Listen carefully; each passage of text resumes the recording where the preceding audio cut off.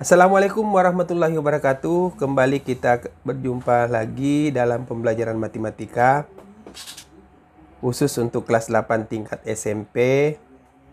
Masih dalam pembahasan koordinat kartesius.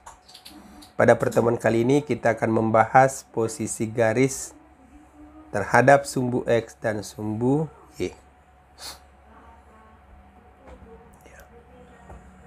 Tujuan pembelajaran hari ini adalah setelah menyimak video ini, kalian dapat memahami posisi garis sejajar sumbu X dan sumbu Y. Kemudian yang kedua adalah memahami posisi garis berimpit sumbu X dan sumbu Y. Kemudian yang ketiga adalah memahami posisi garis berpotongan dengan sumbu X dan sumbu Y. Kemudian yang terakhir, yang keempat, menyelesaikan masalah yang berhubungan dengan posisi garis terhadap sumbu X dan sumbu Y. Jadi inilah 4 tujuan pembelajaran hari ini. Mudah-mudahan Anda bisa memahami dengan baik dengan menyimak videonya sampai akhir. Bagaimana hubungan materi kita hari ini dengan kehidupan nyata? Kita lihat gambar di atas.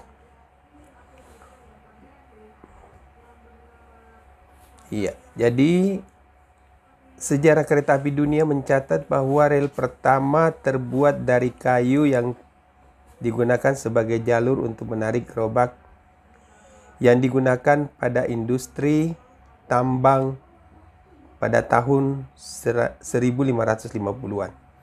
Jadi inilah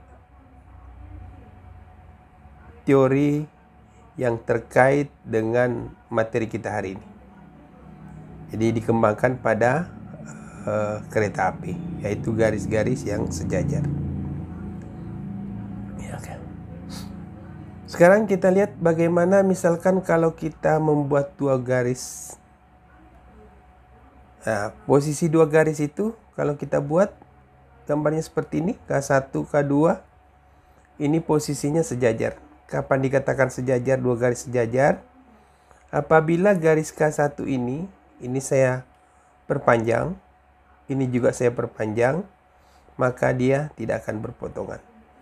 Jadi gambar pertama, garis K1 itu sejajar dengan K2. Jadi kalau menuliskan garis K1 sejajar dengan K2, kita tuliskan K1, kemudian garis miring 2, dan K2. Jadi kita tuliskan seperti ini. Kemudian gambar kedua, saya buat garis seperti ini. Jadi ini gambar kedua. Garis L1 dan L2 itu berimpit. Jadi kalau kita tuliskan L1 sama dengan L2. Jadi dia berimpit. Kemudian yang ketiga, berpotongan. Iya, jadi berpotongan. Jadi gambar ketiga ini garis M1 itu berpotongan dengan M2. Kalau ditulis seperti ini, M1 kemudian silang M2. Sekarang kita lihat satu persatu bagaimana posisi garis terhadap sumbu X dan sumbu Y. Ya, gambar pertama gambar A. Kemudian ini gambar kedua, gambar B. Kemudian gambar ketiga gambar C. Ya. Garis yang sejajar dengan sumbu X yang mana dari gambar ini? Ini sumbu X. Berarti yang sejajar dengan sumbu X yang ini. L1, L2, L3, dan L4. Kemudian garis yang sejajar dengan sumbu Y. Ini sumbu Y-nya. Berarti M1, M2, M3, dan M4. Kemudian garis yang tegak lurus dengan sumbu X. Ini sumbu X. Tegak lurusnya di sini. Berarti M1, M2, kemudian M3, kemudian M4. Yang tegak lurus terhadap sumbu Y, nah, berarti L1, L2, L3, dan L4. Nah, sedangkan garis yang memotong sumbu X dan sumbu Y adalah N1 dan N2. Oke, sekarang kita lihat satu persatu. Iya. Saya buat garis seperti tadi, gambar A. Ini L1, L2, L3, dan L4. Bagaimana posisi garis-garis ini? Posisi garis L1, L2, L3, dan L4. Nah, yang pertama pasti garis ini sejajar dengan sumbu X. Oke. Kemudian yang kedua, pasti dia tegak lurus dengan sumbu Y. Pasti tegak lurus dengan sumbu Y. Kemudian berikutnya, tegak lurusnya di sini, pasti berpotongan dengan sumbu Y. Pasti berpotongan dengan sumbu Y. Kemudian pasti kita bisa buat banyak garis yang sejajar dengan sumbu X. Inilah posisi-posisi yang terjadi kalau kita gambar seperti ini. Kemudian gambar berikutnya, saya buat seperti ini, M1, M2, M3, dan M4. Nah, bagaimana posisi garis-garis ini? Iya, garis M1, M2, M3 pasti sejajar dengan sumbu Y. Sumbu Y. Nah, kemudian dia berpotong tegak lurus dengan sumbu X. Kemudian berpotongan dengan sumbu X. Potongan dengan sumbu X. Kemudian kita bisa membuat banyak garis yang sejajar dengan sumbu Y. Oke. Sekarang kita lihat bagaimana dengan gambar seperti ini. Ini garis N1, N2. Posisi terhadap garis sumbu X dan sumbu Y. Ya, pasti memotong sumbu X. Sumbu X dan sumbu Y. Oke. Ya.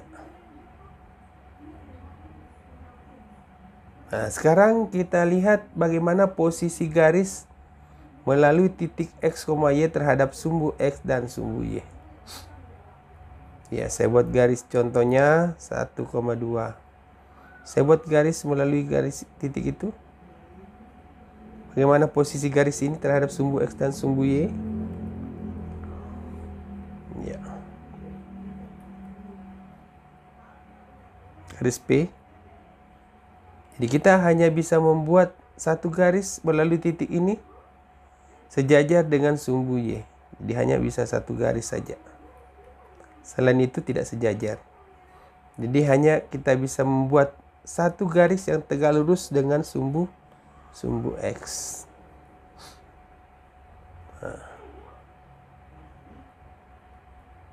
Ini pembuktiannya. Iya, oke. Kemudian berikutnya, saya buat posisi yang lain. Garis P. Posisi garis P, ini hanya satu garis yang melalui titik A itu sejajar dengan sumbu X. Kemudian hanya satu garis yang melalui titik A itu tegak lurus dengan sumbu Y. Jadi kalau kita buat banyak garis, dia hanya memotong pada sumbu X dan sumbu Y. Jadi banyak garis yang kita bisa buat. Oke. Sekarang kita lihat latihan soal. Gambarlah garis L yang tegak lurus pada sumbu X berada di sebelah kanan garis berjarak 5 satuan dari sumbu Y. Ya, kita buat koordinat kartesiusnya. Kita mulai dari titik 0, 1, 2, 3, 4, 5. Sudah 5 ke kanan. 5 satuan ke kanan dari sumbu Y. Ini sumbu Y-nya. Sumbu Y-nya 5 ke kanan ke sini. Kemudian kita buat garis yang tegak lurus terhadap sumbu X. Kita tarik garis. Ya, oke. Ini.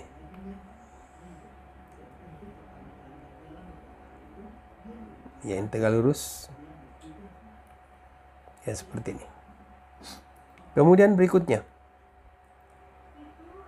Jika garis A melalui titik B 4,5, titik C 4,5, bagaimanakah kedudukan garis tersebut terhadap sumbu X dan sumbu Y? Ya, kita buat tentukan titik 4,5. Ya, ini titik A, B. Kemudian ke kanan 4, ke bawah min 5, 4,5. Sekarang saya buat garis melalui 2 titik itu. Ya, seperti itu. Berarti garis ini tegak lurus dengan sumbu X.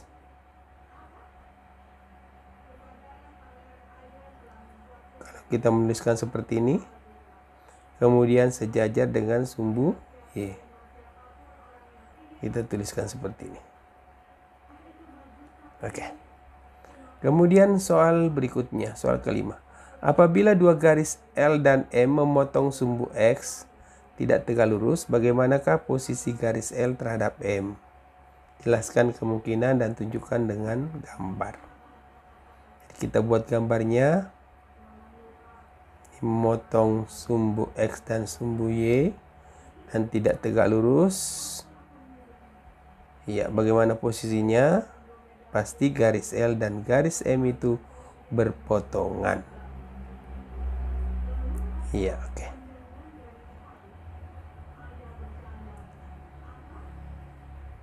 Oke, saya kira itu pertemuan kita hari ini. Tetap jaga kesehatan dan tetap semangat untuk mengikuti pembelajaran. Terima kasih. Assalamualaikum warahmatullahi wabarakatuh.